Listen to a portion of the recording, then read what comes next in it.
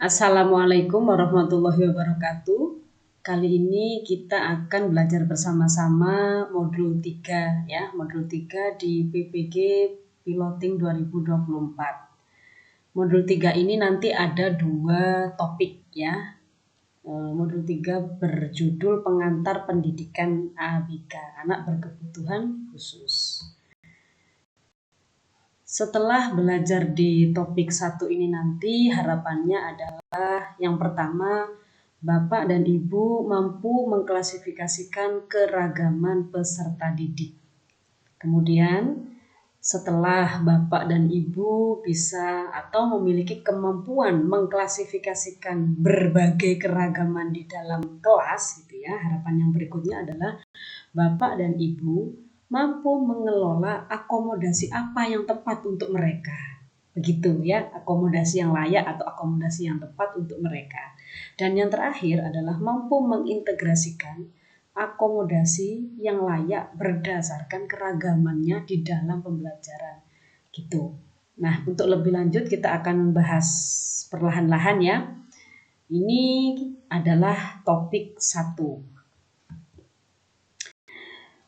Kalau kita belajar di topik 1, maka nanti kita akan ngobrolin atau ngomongin tentang keragaman peserta didik dan akomodasi yang layak. Akomodasi yang layak untuk siapa? Ya untuk memfasilitasi murid-murid kita dengan berbagai keragamannya. Seperti itu ya. Nah, kita akan membahas masalah keragaman dulu ya. Keragaman peserta didik itu seperti apa gitu ya. Keragaman peserta didik itu ada 2 di sini nanti yang akan dibahas gitu ya, sesuai dengan modul yang ada di PMM.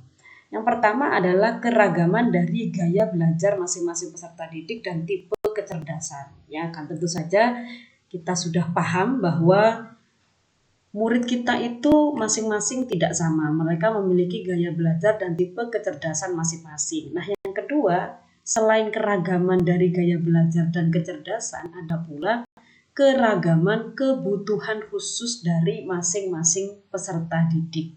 Ya, jadi itu perlu diperhatikan. Ada 2 hal keragaman. Yang pertama adalah keragaman gaya belajar dan tipe kecerdasan masing-masing siswa kita. Dan yang kedua adalah ragam kebutuhannya itu beda-beda. Gitu ya. Nah, ini saya ambil di modul ya. Jadi ini yang di warna kuning ini kita yang akan pelajari ya. Keberagaman peserta didik itu ada 2 ya yang akan kita bahas di modul. Yang pertama adalah kebutuhannya. Kebutuhan murid-murid itu bermacam-macam ya. Serta gaya belajar mereka juga bermacam-macam. Bapak dan Ibu harus memahami akan hal itu. Nah, kebutuhan khususnya itu dibagi lagi menjadi 2. Ada kebutuhan khusus yang sifatnya permanen, ada yang sifatnya temporer.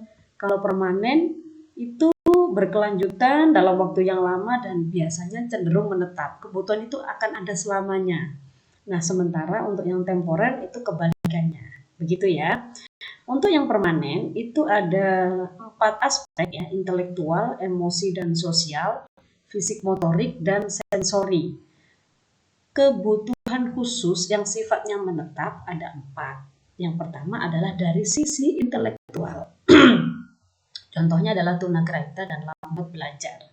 Kemudian dari sisi emosi sosial, contohnya adalah anak-anak yang autis, ADHD, bipolar, atau ini juga ada yang mungkin mengalami skizofrenia ya. Kemudian dari sisi fisik motoriknya seperti contohnya tunadaksa atau dan cerebral palsy. Kemudian terakhir ini sensori, dari sisi sensorinya tunanetra dan tunarungu ya. Jadi begitu kebutuhan khusus.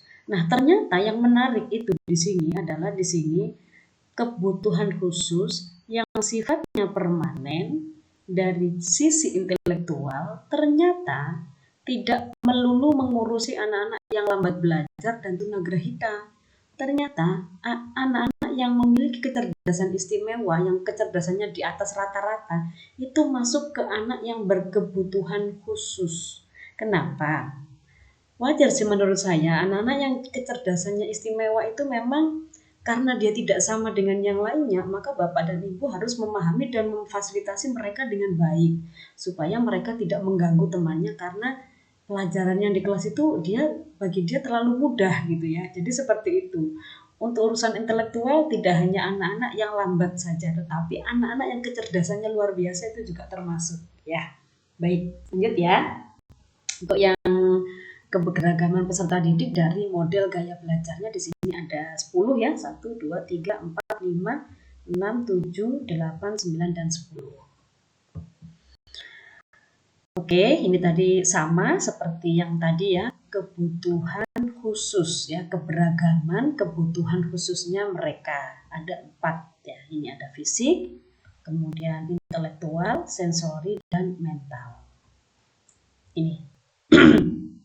Ini ya di sini cerdas istimewa, berbakat istimewa juga termasuk kategori kebutuhan khusus dari sisi intelektual. Sebentar, ada yang belum saya bahas ya.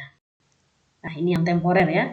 Kalau yang temporer adalah kebalikan dari permanen, dia bersifat sementara atau bisa jadi yang awalnya dulu dia baik-baik saja, tetapi karena ada bencana alam misalnya ya, seperti ini, karena ada bencana alam, terlibat konflik, terlantar, kemiskinan, KDRT, dan lain sebagainya ini, terlibat hukum juga bisa ya, itu masuk kategori kebutuhan khusus temporer yang awalnya dia baik-baik saja, tetapi karena ada kejadian-kejadian seperti itu, maka akhirnya dia memiliki kebutuhan khusus yang sifatnya temporer. Nah itu baik, sudah ya. Kita lanjut ke keragaman gaya belajar dan tipe kecerdasan. Nah, ada 10. Yang pertama adalah verbal linguistik. Bagi anak-anak yang memiliki kecerdasan verbal linguistik, Bapak dan Ibu bisa merancang pembelajaran model-model diskusi kelompok ya, bercerita atau melakukan presentasi. Karena untuk memberi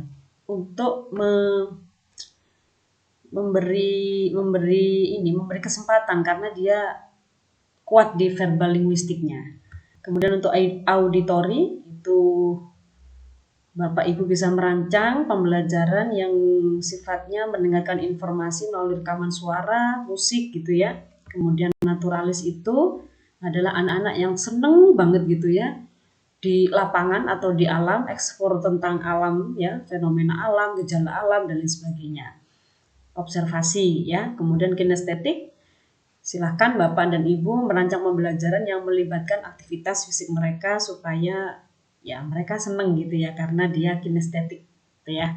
Kemudian musikal, mengaitkan informasi dengan lagu ya, melodi, irama, gitu, musik atau bermain alat musik.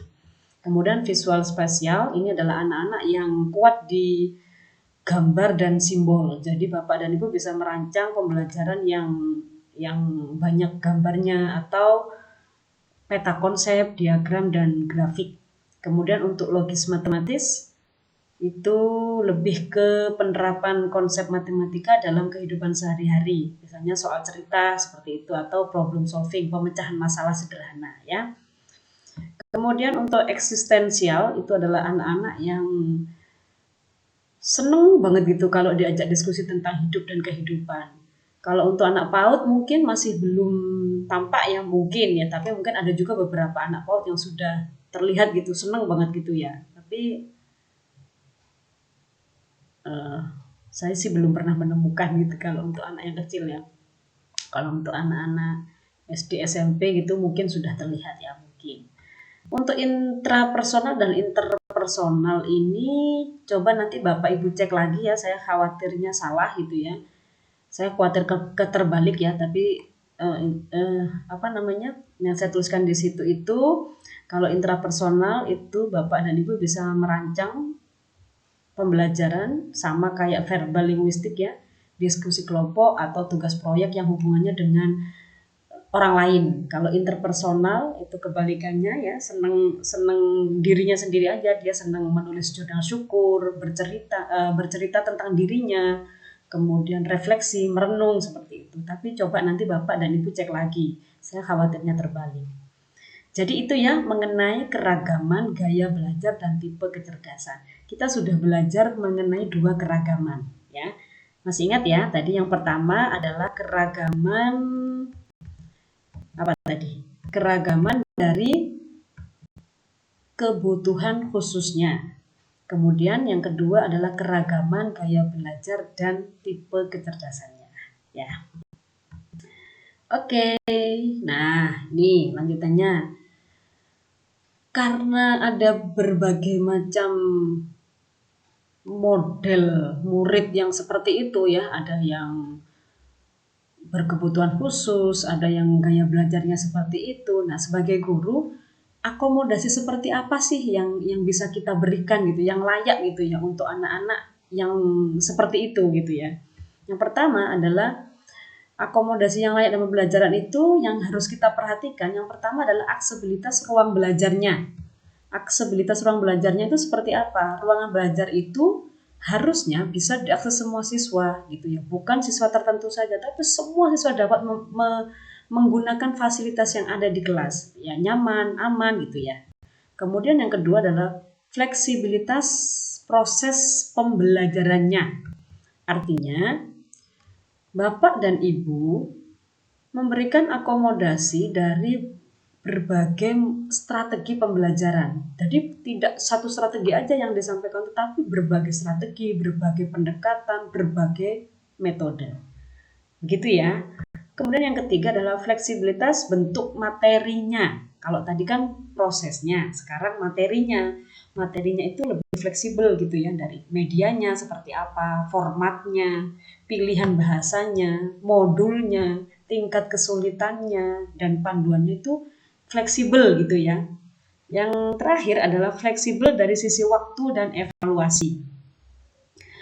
Waktunya harus dipikirkan durasinya seperti apa, jadwalnya seperti apa, dan apakah pada siswa yang memiliki kebutuhan khusus tadi itu memiliki waktu tambahan. Nah, tentu saja Bapak dan Ibu harus memberikan akomodasi atau pelayanan yang layak, yang tepat untuk mereka.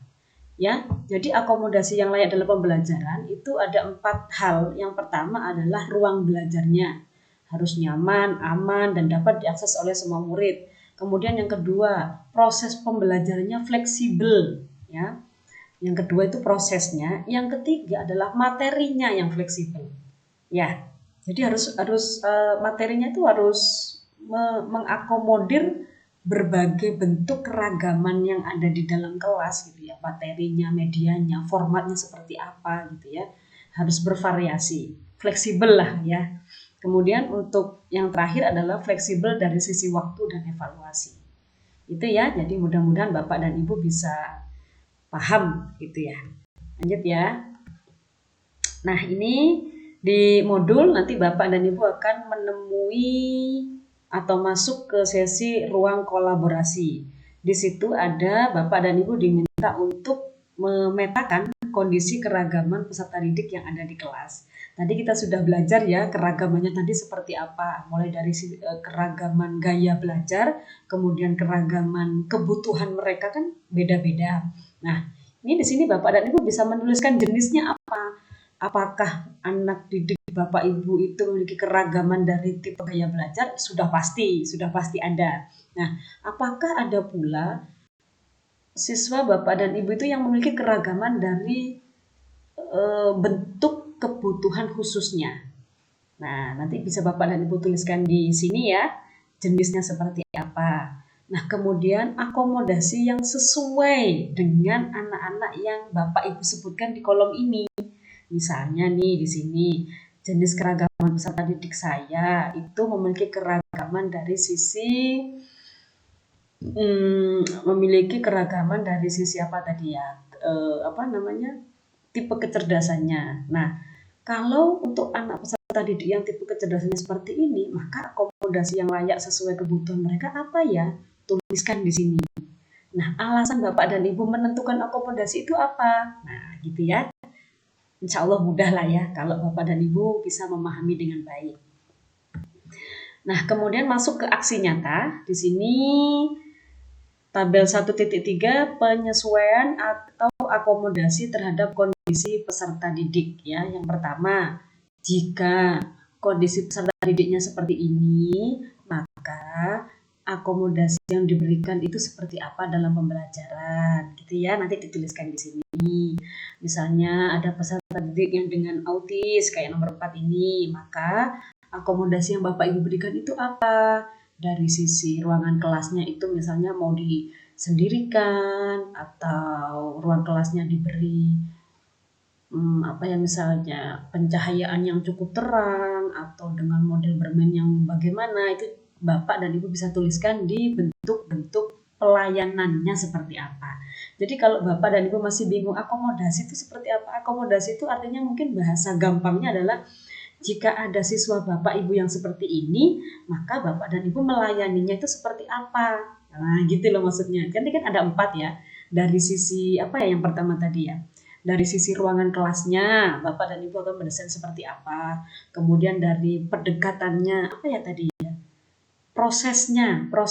Kalau untuk anak autis ini Bapak dan Ibu akan memilih proses yang seperti apa pembelajarannya. Dari pendekatannya, strateginya. Kemudian yang ketiga tadi, selain proses, kemudian materinya. Materi yang akan Bapak Ibu sampaikan itu seperti apa. Nah, gitu. Kemudian yang terakhir adalah dari sisi waktunya, durasinya, gitu ya. Tentu saja dengan kondisi yang seperti ini, bisa jadi akomodasinya juga berbeda-beda. Mudah-mudahan bisa dipahami. Mohon maaf kalau saya terlalu cepat ya, karena saya khawatir kalau terlalu lama videonya Bapak dan Ibu bisa tertidur. Tetap semangat Bapak dan Ibu dalam menyelesaikan tugas-tugas yang ada di PMM ya. Saya bantu sebisa saya dan kita akan lanjut di topik kedua di video selanjutnya. Terima kasih. Wassalamualaikum warahmatullahi wabarakatuh.